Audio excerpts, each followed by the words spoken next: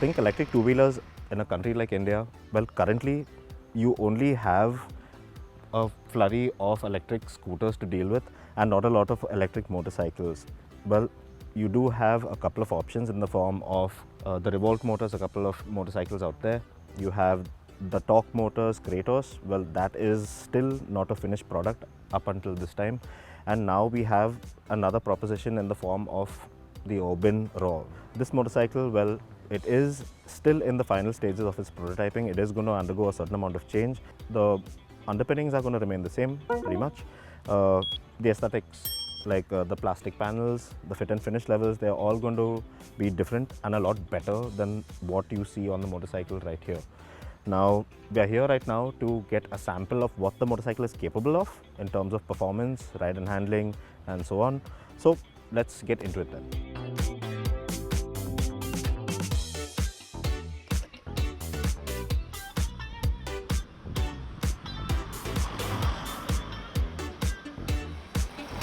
Alright, so looks wise, well, it's really hard not to notice this motorcycle.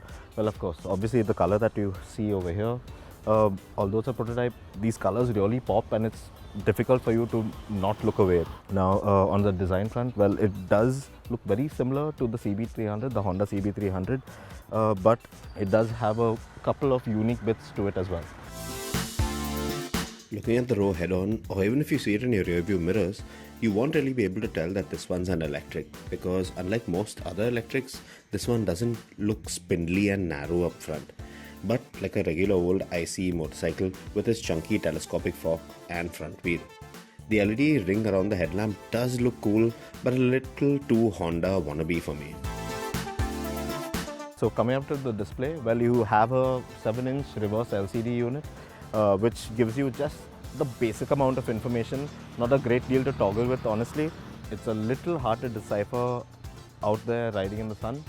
But yes, well, you do have connectivity via an app. You can connect to the motorcycle via an app, and you get a lot of more additional information via that app rather than on the motorcycle itself. Come further back to the bike, well, you have these nice looking tank extensions with the Oben branding on it. And well, yes, the tank. Now, this is an electric motorcycle. There's no real need for petrol or anything as such. So what is this big bulbous tank doing out here?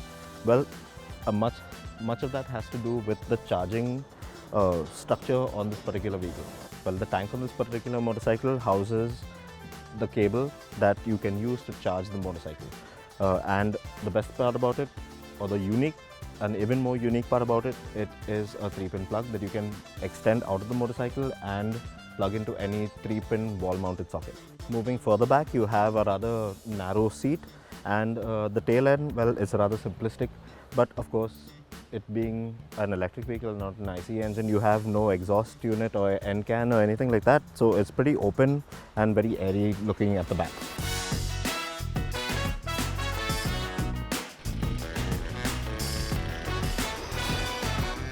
Now coming to the ride and handling, once you actually swing a leg over the motorcycle, the Oben Rorr, well, oh yeah, that might take a little bit more of an effort than you usually would. This is a tall motorcycle and it has around 200 mm of ground clearance. So it's pretty tall and it seems very appropriate for Indian road scenarios. Now the ride and handling, the riding position, quite comfortable. It's a bit on the sportier side. Your knees, your legs will be placed so, and it feels a tad sporty and nice. Flat handlebars, well within reach, everything where you want it to be. My only qualm with this particular setup is the tank, which basically the shape of the tank, well, it sort of intrudes, it sort of juts into your inner thigh when you really want to ride fast. And yes, the more you ride the motorcycle, well, it is going to be a little more painful to deal with. But the company says that it is going to address certain problems like this from feedback from its customers and people like me. So let's see how it goes. The seat on the narrower side could be better in my opinion, and for the pillion, well, it gets even a lot more narrower. So I'm not too sure if that will really be supremely comfortable for a pillion rider over a relatively long distance. Alright, when it comes to handling, well, the handlebar, as I mentioned, well within reach, and the motorcycle feels it doesn't feel out of sorts when you really want to ride a bit aggressively. It weighs around 130 kgs, but it doesn't really feel so. It doesn't mind changing direction quickly, and leaning into a corner, it should hold the line quite comfortably.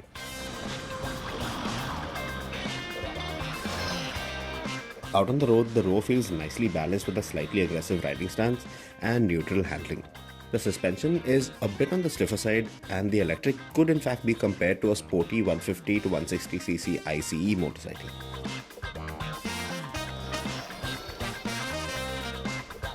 Alright, so on this outing, we are only going to be spending a couple of hours with the Oben Rorr, and one of its main USPs has to be that big 4.4 kilowatt hour battery that you see right there. It's a lithium iron phosphate unit, not the regular lithium ion unit that most other EVs currently come prepped with. Now, what makes this proposition so unique? Well, first of all, it offers you a good 150 kilometers of range, or of course in eco mode, the most economical mode of the bike. And I'll just explain what makes this battery so unique.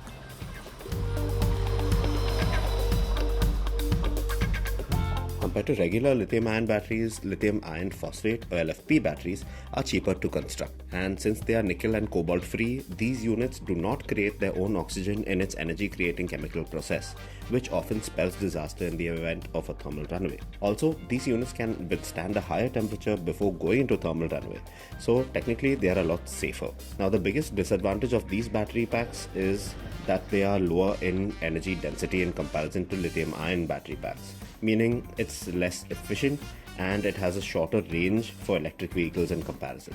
So to address that particular issue, we have a large 4.4 kilowatt hour battery in the Rorr. And the best part is the company claimed that the battery will take just 2 hours to complete charge, which sounds brilliant, although we are yet to test out this claim.